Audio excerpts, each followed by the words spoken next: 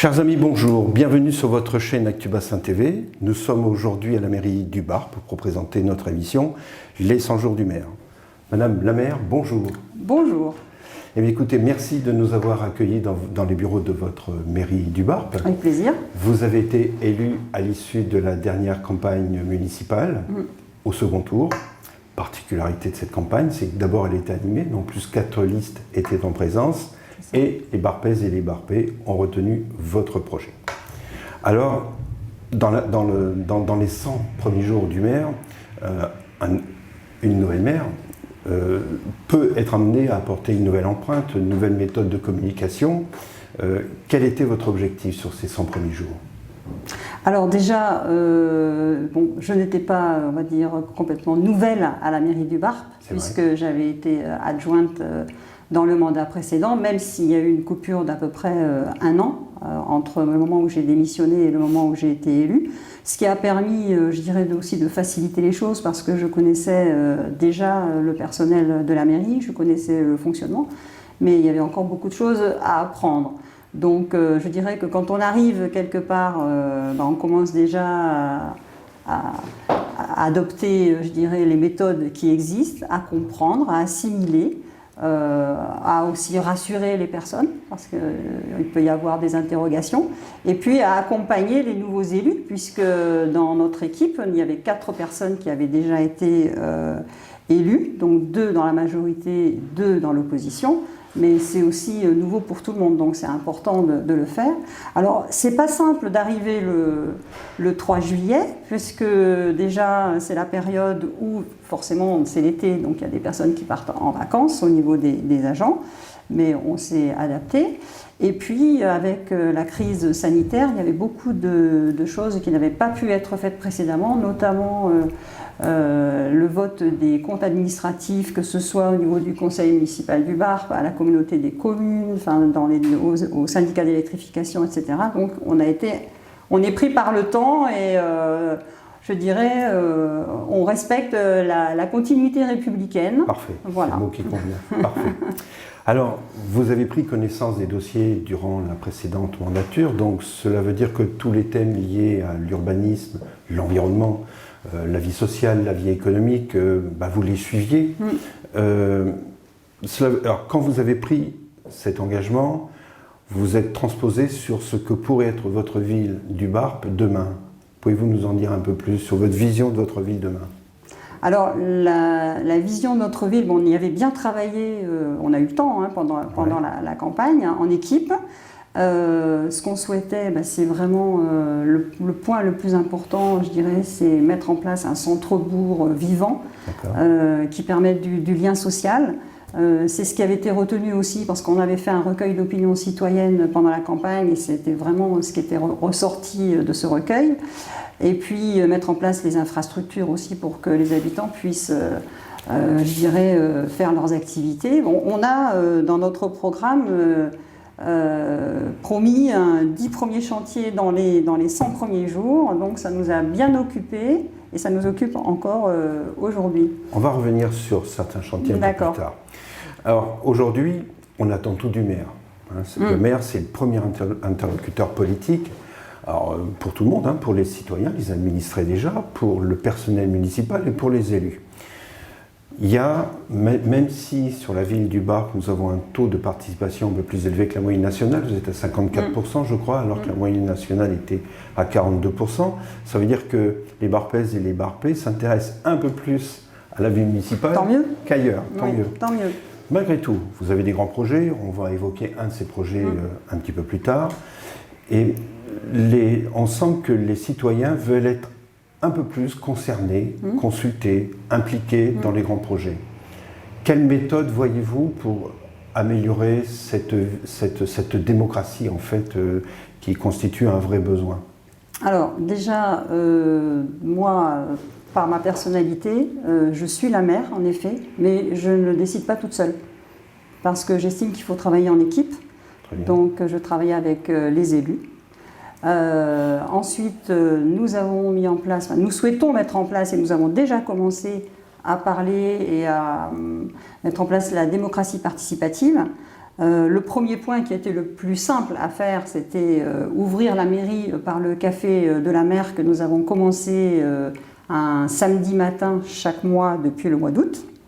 Et je crois que vous avez une participation assez importante. Ah oui, oui, nous avons dans la matinée une douzaine de personnes qui viennent. Bon, il faut quand même accorder un minimum de temps à chacun, puisque soit la personne vient pour parler de préoccupations, je dirais, générales, ou soit parce qu'elle a un sujet spécifique qui la concerne. Donc, après, on met en place des fiches, il y a un suivi par les adjoints, par les agents, on revient vers la personne, on renvoie un courrier, on a organisé tout ça. On souhaite aussi, on a commencé le café des parents, donc sur des problématiques plus de l'enfance, voilà, dont s'occupe l'adjointe à la jeunesse.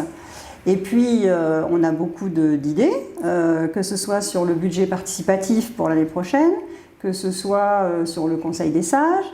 Un petit, je dirais, exemple, c'est que dans nos 10 premiers chantiers, dans les 100 premiers jours, il y a repeindre la façade de la mairie. Oui. Donc, quand nous avons travaillé sur le sujet, nous nous sommes rendus compte que les volets, il fallait les changer. Donc, quelle couleur? Donc, en fait, on a fait une petite consultation citoyenne, emblématique, je dirais, pour cette première. Oui, c'est la mairie des administrés. Exactement. Ça faisait aussi partie, je dirais, des choses qui étaient revenues dans le recueil pendant la campagne. Et on a eu 400 participants, donc que ce soit sur Facebook, au forum des associations, il y avait à la mairie. Il y a une implication. Il y a une implication, il y a une volonté. Alors, je vais ouvrir une petite parenthèse sur un sujet qui est nouveau, qui attire ma curiosité, c'est cette notion de budget participatif. C'est une très belle initiative. Alors, est-ce que vous avez déjà une idée sur le montant du budget? Parce que ça peut être un pourcentage sur le budget global de la commune, et qui va l'administrer, qui va le gérer?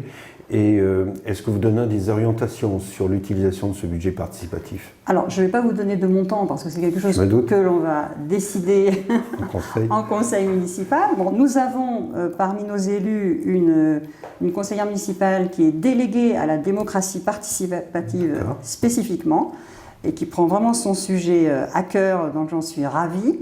Donc le budget participatif, ce sera forcément sur quelque chose qui concerne la transition écologique, sur des choses qui vont intéresser le cadre de vie de l'ensemble des habitants. Aujourd'hui, je dirais que nous n'avons pas encore commencé, que nous avons déjà des initiatives qui nous sont rapportées. Suggérées. Voilà. Parfait. Alors, on aborde le point chaud de la ville. En fait, le grand projet qui intéresse tout le monde, je crois comprendre qu'il s'agit du centre-bourg.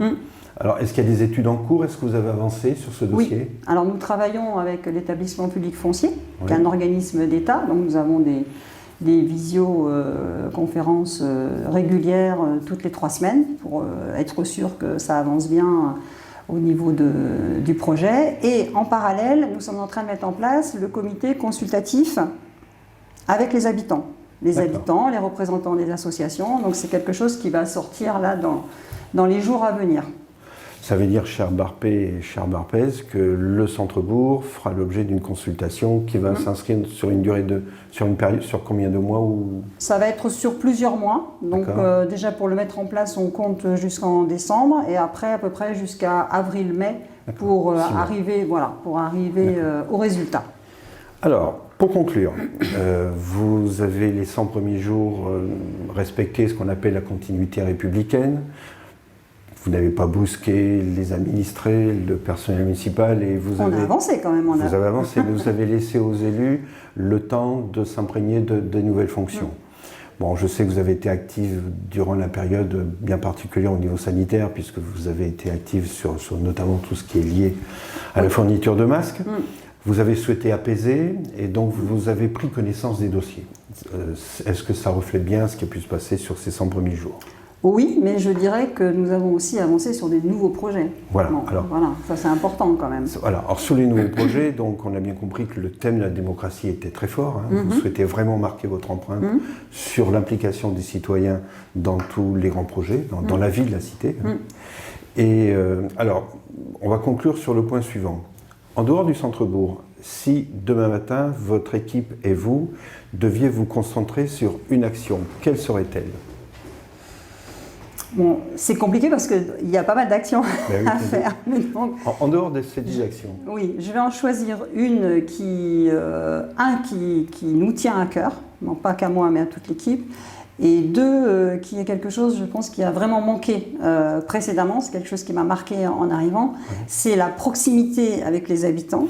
La proximité, c'est pas uniquement dire bonjour aux gens, mais c'est aussi répondre à leurs besoins. C'est-à-dire quand on est sollicité sur certaines choses, c'est vraiment répondre, être là, aller vers les habitants. Donc c'est ce qu'essayent de faire aujourd'hui les différents élus.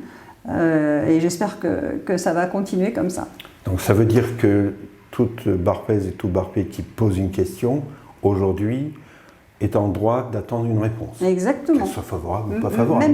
Même dire, pour l'instant, je ne sais pas, mais répondre. Tout à fait. C'est important. D'accord. Donc un suivi des attentes. Oui.